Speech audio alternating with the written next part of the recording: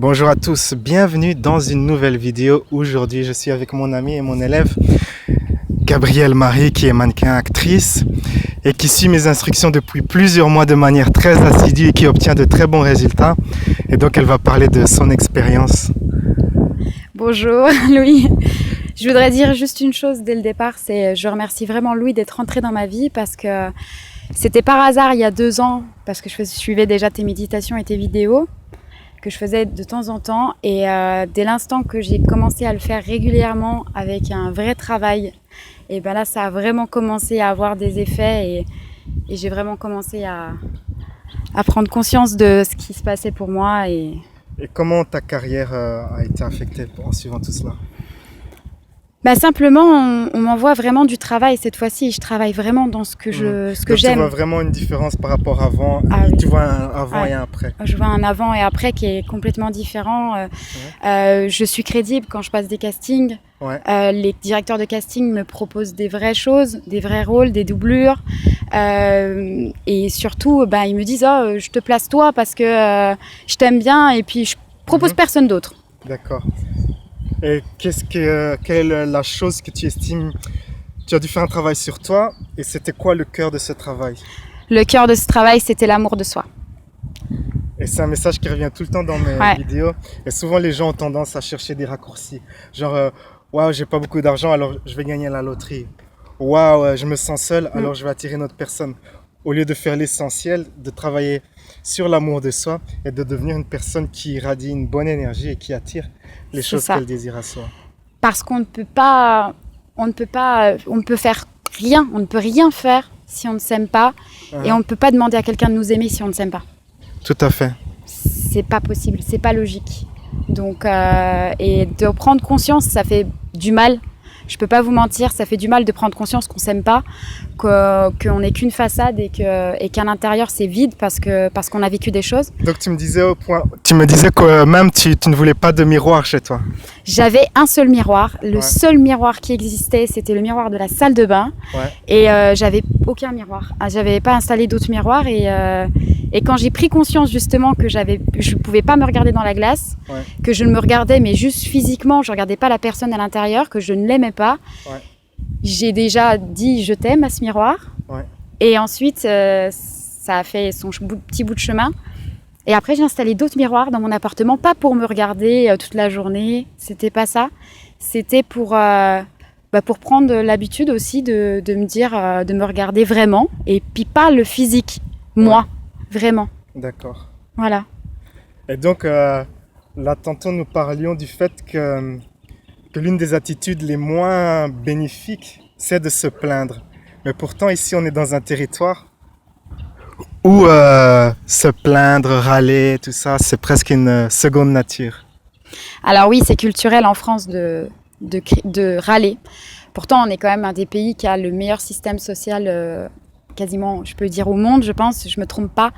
On a beaucoup de droits, plein de belles choses, et je pense que beaucoup d'entre nous, c'est clair, voudraient peut-être plus, je comprends. On veut plus, on voudrait vivre mieux. On voit peut-être des fois qu'on a moins de droits qu'avant, qu'il y a des choses qui se réduisent. Parce que les gens ne cultivent pas de gratitude pour tout ce que vous avez. Non. Vous voyez jamais rarement quelqu'un qui fait une liste de gratitude pour dire dans le même pays, donc il y a la plage, il y a la montagne, il y a tout en fait. Mais il y a plein de pays où il n'y a pas ça. Hein. Il y a une diversité de paysages, de cultures, de plein de choses, c'est magnifique. Et en fait, ce que je pense que les gens ne comprennent pas, c'est qu'il faut voir son verre à moitié plein et pas son verre à moitié vide. C'est vraiment une nécessité. Qu'est-ce que vous avez aujourd'hui ? Qu'est-ce qui vous rend ? Qu'est-ce qui est bien dans votre vie ? Pourquoi Et c'est ça le plus important. Tous les matins, faire son petit carnet de gratitude, les 10 choses que vous avez, les 10 choses pour lesquelles vous pouvez dire merci. Parce qu'il y a des gens bien plus malheureux que vous. Quand je me balade à Paris, je vois des gens qui sont SDF, des familles entières. Après, j'ai pas été dans le monde, mais je pense que dans le monde, il y a des gens qui sont vraiment malheureux. Et ceux qui vont se balader en Asie. Toujours, si quelqu'un vit, par exemple, parmi les gens qui regardent mes vidéos, il y a beaucoup de gens qui se plaignent. Le son est mauvais, il y a une cascade qui passe, il y a un avion qui passe, le son est mauvais, tu parles trop vite. Mais la personne ne réalise pas je fais des centaines de vidéos, il n'y a aucune gratitude pour les centaines de vidéos qui ont été faites. Le fait que YouTube, c'est un service gratuit, hein, si on serait dans les années 80, il faudrait acheter il n'y avait pas tout ça. Et donc, les gens, il faut vraiment se rendre compte de la chance de pouvoir avoir accédé à des enseignements ainsi, gratuitement, depuis son téléphone. Or qu'avant, ça n'existait pas. C'est ça, exactement. Alors moi, je dis souvent, quelqu'un qui vit en Occident n'a pas le droit de se plaindre. Donc, tu me parlais des droits de l'homme avant qu'on fasse cette vidéo. Oui. Mais il y a une chose qu'on n'a pas le droit, à mon avis, si on vit en Occident, c'est de se plaindre.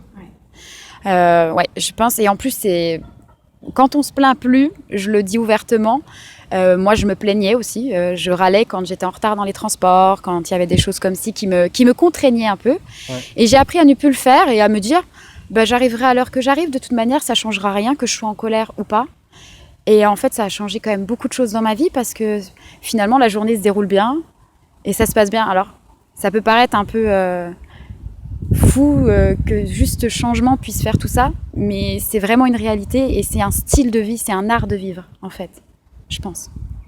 Un art de vivre, c'est-à-dire d'accepter que des fois, il y a des choses qu'on ne contrôle pas. Ouais, voilà, vivre dans l'acceptation plutôt que dans la résistance, être contre les choses. Il faut dire oui à tout. Accepter les choses plutôt que d'être contre. Et donc voilà, vous avez écouté Gabriel Marie qui obtient de bons résultats dans tout cela. Et je te souhaite encore un plus grand succès et que ta carrière va de plus en plus haut. Merci. Sur ces belles paroles, la vie est un voyage. Appréciez la balade. Ciao, ciao. Vous aimez la méditation et prenez votre développement personnel au sérieux.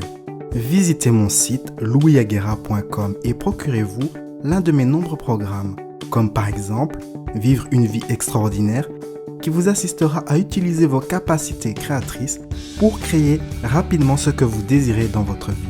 Ou encore Méditation guidée pour dormir et surmonter l'angoisse, qui vous aidera à retrouver le sommeil et éliminer l'inquiétude et l'anxiété. Certains de mes produits sont également disponibles sur Amazon, iTunes, Spotify et Deezer, ainsi que sur Insight Timer, l'application de méditation pour smartphone. Pour aller plus loin, vous pouvez réserver une journée complète de coaching en ma compagnie. J'offre également un programme de coaching par email de 30 jours et des séances de coaching par Skype de 1 heure.